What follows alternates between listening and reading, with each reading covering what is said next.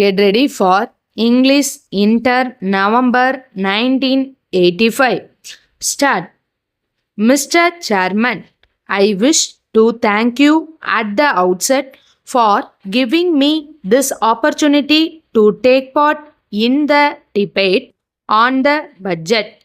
The ordinary citizen always awaits with anxiety during the months of February and March because they are the month in which the taxation proposals of both the central and state governments would normally be released. Besides, the local bodies would, for their part, add a slight dosage of taxation on the items that come under their purview. As a result, prices of all commodities also go up. Thus, the common man is compelled to face hardship. I am really happy to note that this year the government has not levied any new taxes. I hope the local bodies would also fall in line with the approach of the government. In this connection, I also wish to remind the Honorable Minister for Finance that he should be more alert and careful to see that the present taxes are collected properly. The next point I wish to point out is about tax evasion.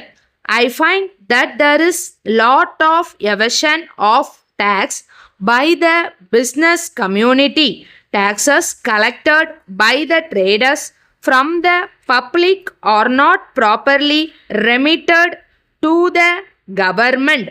They prepare the accounts in such a way as to show that they have collected only a small sum by way of sales tax and other duties. In order to avoid such loss of revenue, I wish to suggest that the government should bring all the items under single point taxation.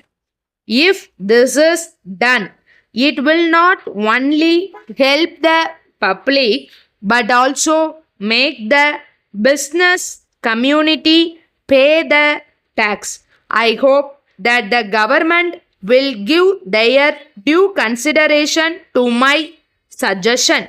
As regards agriculture, I would like to draw the attention to the government for increasing food production. The need of the hour in this sector is that steps should be taken by government for improving irrigation and farm facilities. The government should think in terms of constructing dams wherever possible so that we can get adequate water for irrigation during the period of necessity. Besides, the water stored in the dams may be useful for producing electricity. I wish to suggest that the government should distribute good seeds and fertilizers to the farmers. We need more food, more articles of necessity, and more materials because of the increase in population. We should therefore try to increase our production in all sectors.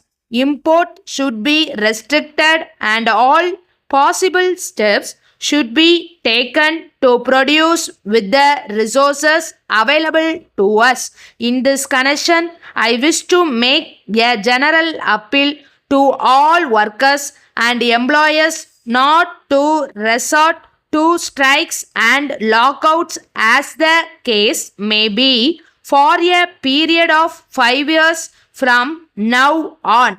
I hope my appeal would find a ready response from not only the workers but also the employers. They must realize the fact that all differences and disputes should be resolved and settled by direct negotiations.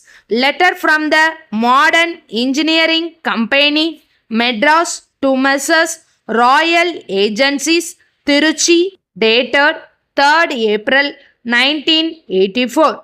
Dear Sirs, we are in receipt of your letter informing about the decline in the sales of our products. We wish to state that our products have a ready market in all places. We are regularly receiving considerable amount of business even from your neighboring districts. We feel that there must be some special reason for the low turnover. If you could let us know your method of sales, we will be able to assist you in all possible ways. In this connection, we wish to bring to your kind notice that there is an excellent market in Karur for our products since we are getting orders directly from the customers there. If you are agreeable to be our sole selling agents for the entire district, we are confident that you will be in a position to do a profitable business. For your convenience, we are prepared to maintain at our own cost a showroom for the display of our various products. However, you should be able to give wide publicity. We shall send you the required pamphlets. Thanking you, yours faithfully. Stop.